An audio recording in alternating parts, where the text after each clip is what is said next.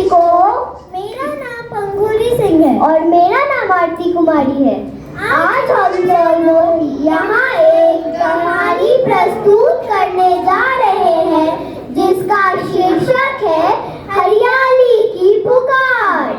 कभी आपने सोचा है जो पेड़ हमें छांव देते हैं वे हमारे जीवन के लिए कितने अनमोल हैं? आज की कहानी अनगिनत पेड़ों की है जिन्होंने हमें जीने का सलीका सिखाया और उन इंसानों की है जिन्होंने अपनी गलती से बहुत कुछ समझते हैं कि पेड़ हमारे जीवन के असली रक्षक क्यों है। हर जगह हरी भरी हरियाली और पक्षियों की चहचहाहट और पेड़ों के बीच से निकलती हल्की हवा की आवाजें सुनाई दे रही है। मनवेंद्र और उसके दादाजी मिलकर एक पौधा लगा रहे हैं।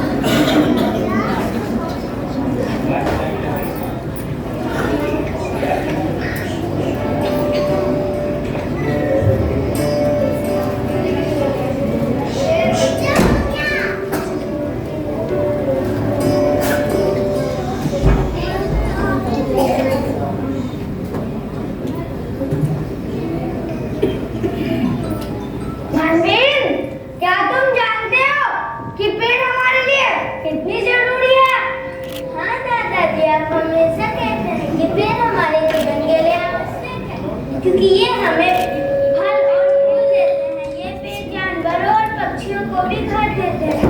ये पेड़ और हमें क्या क्या देते हैं दादाजी? बेटा, ये पेड़ जानवरों और पक्षियों को घर प्रदान करते हैं। पेड़ हमें हवा देते हैं जिससे हम सांस लेते हैं। एक बड़ा पेड़ साल भर में बहुत सारी साफ हवा बनाता है जिससे हमारे सांस लेने की हवा साफ और ताजी हो जाती है। अगर पेड़ नहीं होंगे तो धरती पर जीवन कठिन हो जाएगा। अच्छा, तो इसलिए पेड़ को हमारी धरती का फेफड़ा भी कहा गया। सही कहा बेटा। अगर हमें अपने आने वाली पीढ़ियों के लिए एक अच्छा भविष्य चाहिए तो आज से ही पेड़ लगाना शुरू करना होगा। वाह दादाजी, तो अगर हम और ज्यादा पेड़ लगाए तो हमारी हवा और भी साफ होगी। दादाजी, अब मैं हमेशा पेड़ लगाऊंगा ताकि धरती हरियाली से भरी रहे। दृश्य बदलता है। पार्क का दृश्य दिखाया जाता है जहाँ बच्चे खेल रहे हैं, लोग व्यायाम कर रहे हैं और आपस में बातचीत कर रहे हैं। यहाँ पर व्यायाम करना कितना अच्छा है। यहाँ की ताजी हवा और खुली जगह से हमें ताजगी और ऊर्जा महसूस होती है।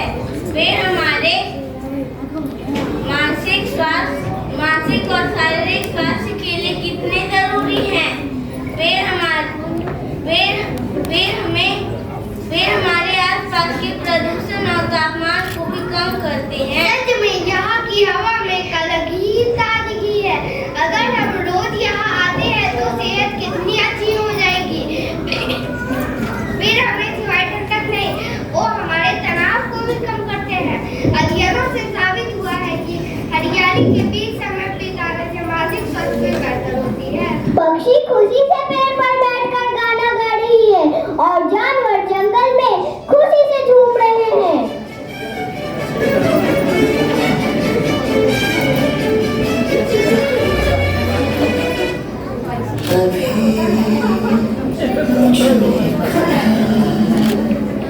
बाकी थोड़ी सी है जिंदगी जगी धड़कन नहीं जाना जिंदा हूँ मैं तो अभी हो धूप में जलते हुए तन को छाया पेड़ की मिल गई। रूठे बच्चे की हंसी जैसे फुसलाने से फिर खिल गई।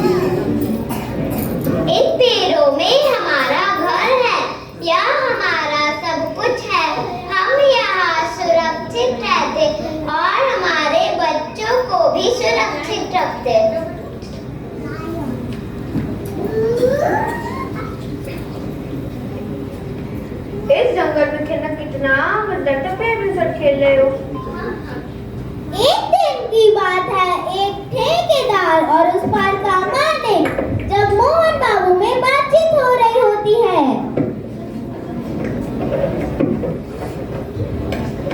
मुझे आपकी यह जमीन बहुत पसंद आई। मैं यहाँ पर एक बड़ा सा मॉल बनाना चाहता हूँ, इसलिए मैं आपकी यह जमीन खरीदना चाहता हूँ। नहीं, मैं आपको यह पार्क नहीं दे सकता। यहाँ लोग शांति और हरियाली का आनंद लेने आते हैं। यह जगह उनके लिए बहुत खास है। मैं आपको इस जमीन के लिए बहुत सारे पैसे दूंगा। आप उन पैसों से बहुत कुछ कर सकते हैं। इन लोगों का क्या कहीं और चले जाएंगे, हमें बस अपने बारे में विचार करना चाहिए। अच्छा ठीक है, मैं आपको यह जमीन देने के लिए तैयार हूँ, लेकिन मैं आपसे मुंह मांगी कीमत नहीं। ठीक है। दोनों खुशी से चले जाते हैं। अगले दिन ठेकेदार अपने 2 मजदूर को लेके आता है। यहाँ पर बहुत सारी जगह खाली है, हमें इस जगह को विकसित करना है। इन पेड़ों को काट कर बड़ी बड़ी बिल्डिंग और मॉल बनानी है, जिससे हमें बहुत फायदा होगा। यह जगह शहर का सबसे प्रमुख क्षेत्र बन जाएगा। इस पार्क को साफ कर दो। जी मालिक। यार कभी सोचा इन पेड़ों से कितने दुकान है, फिर भी एक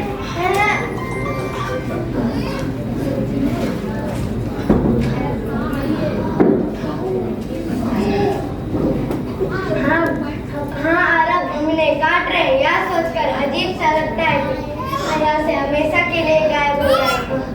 सही कहा, पेड़ों को मिलना चाहता है। ये जगह बिल्कुल सुनी लगेगी। हाँ भाई, पता नहीं यह सही है या नहीं, लेकिन काम तो करना है। बस उम्मीद करते हैं कि नए पेड़ लग जाए। जब पेड़ कट रहे होते हैं, तब जानवर और पक्षी घबराकर इधर-उधर भाग रहे होते हैं। नहीं, हमारे घोंसले मत काटो, हम कहाँ जाएंगे?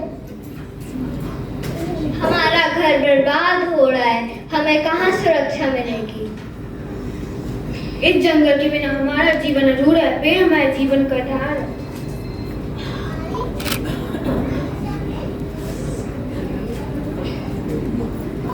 आप ये पेड़ क्यों काटते हैं? ये पेड़ हमें जीवन देते हैं। अगर ये पेड़ नहीं होंगे तो हम सब बीमार हो जाएंगे। हमें अपनी इमारतें बनाने के लिए जगह चाहिए। हम ये पेड़ तो काट के रहेंगे। ये मानव हम पेड़ों को क्यों काट रहे हैं? इन्हें पता नहीं कि हम इन्हें जीवन देते हैं। हमें मत काटो, मत काटो। मानव, एक दिन तुम्हें समझ आएगा कि जब प्रकृति आपदा को देखकर अच्छे लोगे। जिस तरह से तकलीफ को हम भुगत रहे हैं, तुम भी भुगतोगे, तुम भी भुगतोगे। कोई भी उनकी पुकार नहीं सुनता। पेड़ कटते जाते हैं और जंगल समाप्त होते जाता है।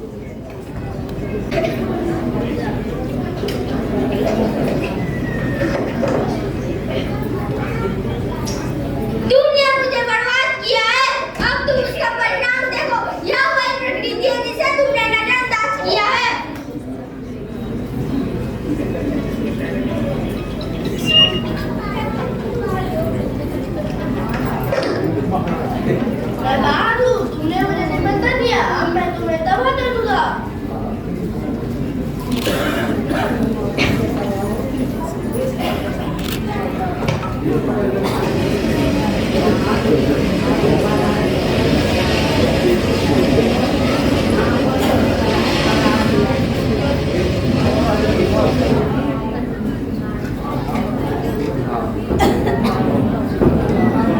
भूकंप हूँ, तुम्हारी धरती को मैं अस्थिर करूंगा। हमारी बनाई हुई इमारत रह जाएगी और तुम्हें खुद को संभालना मुश्किल होगा।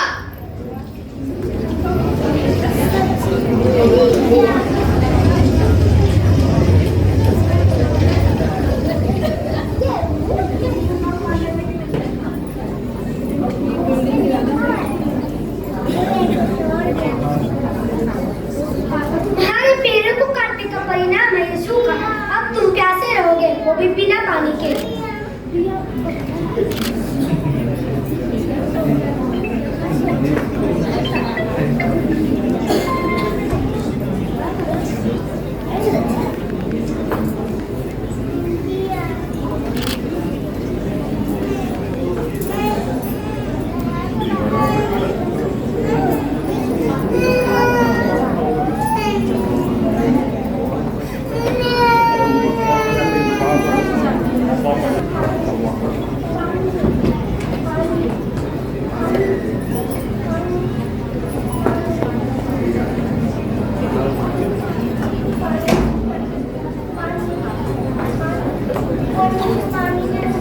मुझे बहुत प्यास लगी है और मुझे पानी दे दो, मुझे बहुत प्यास लगी है।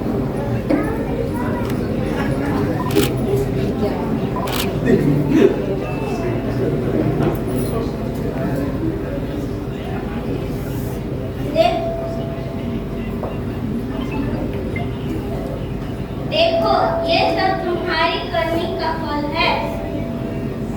तुमने अपने लालच में आके इन हरे हरे पेड़ों और जंगलों को बर्बाद किया है। भगवान ने तुम्हें यही सजा दी है। अब भुगतो, अब भुगतो।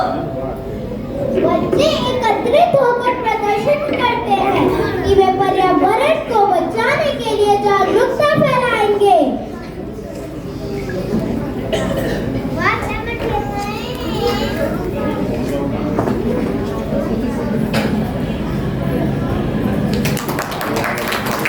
एकत्रित होकर प्रदर्शन करते हैं, वे पर्यावरण को बचाने के लिए जागरूकता फैलाएंगे। हमें फिर से अपने पेड़ और जंगल चाहिए, हमें हरियाली चाहिए। अगर आज पेड़ नहीं बचेगा तो कल कुछ नहीं बचेगा। हम पेड़ कटने नहीं देंगे, हम हरियाली को धरती से नहीं देंगे। हम पेड़ कटने नहीं देंगे, हम हरियाली को धरती से मिटने नहीं देंगे। हमने अपने लालच में आकर इस प्रकृति को बहुत नुकसान पहुंचाया है, लेकिन अब हम समझ चुके हैं कि बिना पर्यावरण के हमारा जीवन अधूरा है। अब हम पेड़ लगाकर अपनी गलती सुधारेंगे। सभी लोग पेड़ लगाने का निर्णय लेते हैं। बच्चे, बूढ़े, ठेकेदार और अन्य लोग के साथ मिलकर हरियाली को वापस लाने में जुट जाते हैं। धीरे धीरे धरती फिर से हरी भरी होने लगती है। देखो, हमारी मेहनत रंग ला रही है। अब हमने एक नई शुरुआत की। अब हम हमेशा अपनी धरती को हरा भरा रखेंगे।